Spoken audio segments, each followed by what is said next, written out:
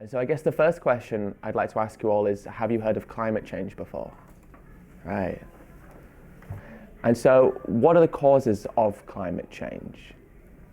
Yeah. CO2 emissions. CO2, great. And where does CO2 come from? Gasoline is like and then Yeah. also airplanes. Absolutely, that's a great answer, yeah. What else is a cause of climate change? Yeah.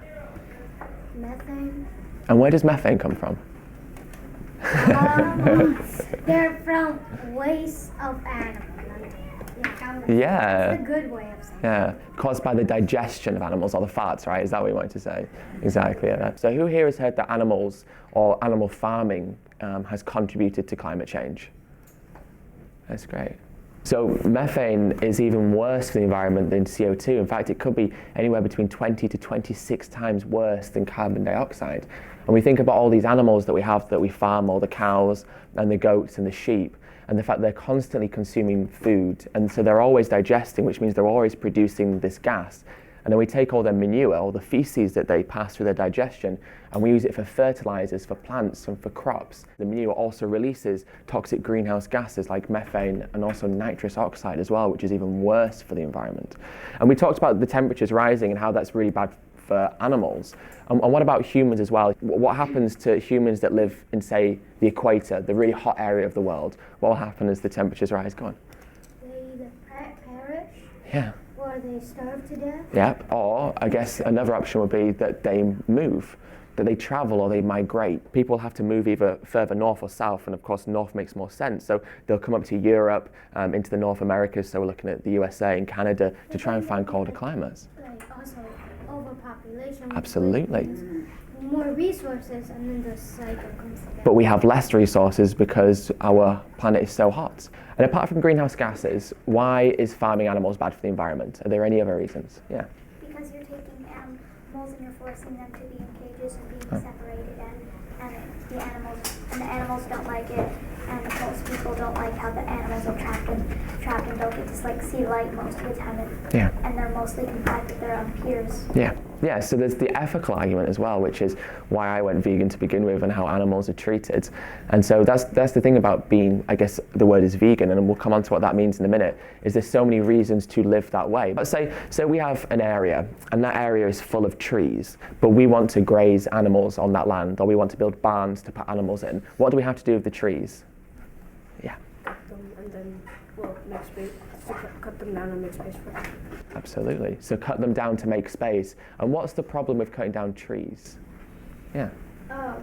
If we cut down all the trees, if we cut down trees, then there's going to be less oxygen. Less oxygen. And so we have a situation where we're having to cut down huge amounts of trees and forests and land and habitats, which is, a bad thing because all those trees absorb all the carbon dioxide that we're releasing through transportation and through other means. But at the same time, we're replacing those trees with animals that produce really bad greenhouse gases for our environment. So it's almost like we're multiplying the problem by getting rid of a good thing and replacing it with a really, really, really bad thing. And so there was a study that was released last year. Well, there was two studies last year. And the first one I want to talk about was the United Nations study. So who here heard about the study that said we had 12 years to avoid runaway climate change?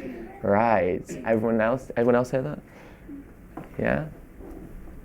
And so there was another study that was released last year, and this was a 5-year study done by the University of Oxford in England.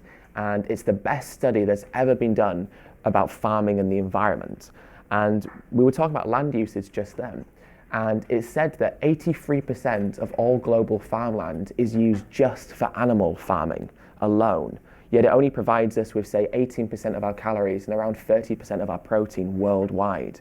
So we're dedicating such huge amounts of land, but for such a small amount of our daily food or our necessary daily food that we consume globally. Obviously, I'm talking a lot about veganism, and so maybe we should establish, what does being vegan mean? Yeah. You're no longer going to eat anything that comes from an animal. Yeah. So not even milk or anything. Yeah, that's right. Cheese. No cheese. Only plants. Only plants. I mean, the good thing about being vegan is we can make cheese and we can make ice creams and things like that from plants, but you're right in saying that we don't eat or buy anything that comes from an animal. So that's no meat, dairy, eggs, that's no leather, fur, wool, down, clothing as well. So this study that I just said from the University of Oxford also revealed that if the world went vegan or went to a plant-based diet, we could reduce the amount of agricultural land, so farming land, that we needed by 75%. And we could still feed every human on this planet, but we could reduce it by 75%, which means all of a sudden we have so much more land that we can dedicate to growing trees and growing hedgerows and woodlands and forestlands and restoring natural habitats, which would be so amazing for animals in the wild, but it'd also be good for absorbing those greenhouse gases that we desperately need to get rid of. Yeah, I'll go. Yeah. But so you said that since our population is increasing, we need more food and we need more animals and stuff, so we're cutting down trees. But how do you solve that? Because it's not like you can kill half the population. No, exactly. But the good thing about switching to a plant-based diet is it requires such a lower amount of land. So think about it this way. So if we have a cow, we need to feed that cow with food, right? And so do you think that a cow eats more food than a human on a daily basis? Probably, right. And so if we have billions of cows, but we also have billions of sheep that are also grazing all the time, we have billions of pigs and billions of chickens that are always needing to consume food, that means that we're growing lots of food already, and we're using so much land just to produce this food for those animals that we kill. And so it would be a better use of our land and also the crops that we grow if we took out the animals from the equation and just gave all that food straight to humans. Which means that if we do get to, say, 10 billion people by the year 2050, as it's predicted that we might, we'd still be able to grow enough food to feed every mouth on the planet just with the land that we use now to feed the animals that we don't necessarily have to eat. I mean, I guess the question is, do we have to eat animal products like meat, dairy, and eggs to live, or can we survive on plants? What do you think? Yeah. Survive on plants. Yeah? So we can get protein from plants, do you think? Yeah. Can you tell me any sources of protein in the plant kingdom? Yeah. Soy. Soy is a good source of protein. What else? Yeah. Beans. Beans is another good source of protein. Yeah? Tofu. What's that again? Tofu. Oh, tofu, yeah, that's all right. No, I didn't know what tofu was before I was vegan. So what we have to remember is that farmers only breed these animals into existence because we buy them. And so what's going to happen is if the world gradually shifts to a plant-based diet, it's going to be a very slow shift. So say this is where we are now with vegans, and this is where we are now with the number of animals that we breed. So what will happen is as the number of vegans rises, very slowly, probably over a period of decades, the number of animals we breed into existence will slowly decline as well, because farmers won't breed animals that they can't sell necessarily, which means that by the time we get to a point where the majority of us may be a vegan or plant-based, we'll have very few animals left that we're breeding into existence. If the number of vegans goes up and the number of animals goes down, like of those animals, then lots of people lose their jobs? That's a really good won't question. They get mad or anything? That's an amazing question. So one of the problems that comes with an increase in veganism is obviously there'll be less animal farmers because less people will be eating animals. And that's not necessarily a good thing because these farmers have families to feed and indeed themselves to feed, and they need to make money to live just as all our families do. And so the question becomes, well, what happens to these farmers if they no longer need to farm animals? And so there's a couple of solutions to that. And one of the first solutions would be that many animal farmers can switch to plant farming. So we could give them, we give farmers something called tax subsidies, which is basically money that we as people in society give to the government called tax. And so they give this tax money to, or some of it, to farmers to help them with their jobs. So we could give them some money, but help them transition to plant farming. Some farmers wouldn't be able to make the switch. And so we have to find ways of accommodating for their lifestyle as well. And so there's a couple of options for that. And one could be this idea of vertical farming. Has anyone heard of vertical farming before? No. So vertical farming is really exciting. And what it means is that we can grow plants in big warehouses anywhere technically in the world. And so we have an issue now where we fly avocados from Mexico or Peru, which isn't very good for the environment at all.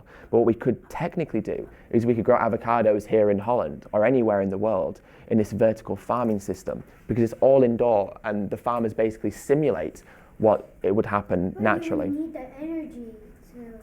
So this is why we could use renewable energy. So we have an issue now where we use fossil fuels for electricity and energy. But how about in the future, if we championed renewable energy, what we could do is create more sustainable forms of farming through plant farming, but also use renewable energy to make sure that technology is powered effectively and sustainably for the planet as well. What do you think about that? Yeah, it's all a process, isn't it? It's going to take a lot of time to get to that point. But the fact of the matter is we're starting to think about these ideas a little bit more, and we're starting to get to more of these conclusions. Yeah. How could we convince the farmers to stop doing that? Because Yeah. it's not like you can tell them one day that they have to change the way No. they're living. No. Well, I mean, we could by just turning vegan because the demand won't be as much. Yeah. We can't sell as much, and they will find other jobs. Exactly, and we help them. You know, farmers that are struggling, say, as more people drink soy milk and almond milk and oat milk, for example, dairy farmers won't be able to sell as much milk. And so what we can do is we can say to them, look, why don't you start producing oats or soya or something like that, and then you can join this growing market of plant-based milks, and then you won't have to worry so much about the money in the future. But it'll be a very gradual shift. It's not going to happen overnight, which means that we'll be able to have time to accommodate and help farmers as much as we possibly can as a society. But those are really excellent questions. Part of why I'm here this week and part of the Vegetarian Week in general on campus or in school is just to raise a bit of awareness about how our food does impact our environment, and how actually what we eat 3 times a day can be potentially really damaging, and we don't even think about it and don't know about it because we just do it every single day without necessarily thinking about it. And so I want you to imagine there's a big lake in front of me or a pond. What happens if we drop a drop of water into the pond? Yeah, makes a ripple. And then what happens to that ripple? Gets bigger. And so I want you to think of yourself as a drop of water, and I want you to think of the world as being this pond. And so every time that you make a decision to help the environment, and that could be buying the vegan sandwich at lunch, what that does is that means that you're dropping it into that pond. And that one impact or that one action may not seem that significant because the pond's full of water. But actually what you do is you cause a ripple, and that ripple gets larger and larger. And then if you talk to more people and influence more people, and all of a sudden your best friend's buying that vegan sandwich, their ripple gets larger and larger and larger. And so that one drop of water may not seem like it has that much impact.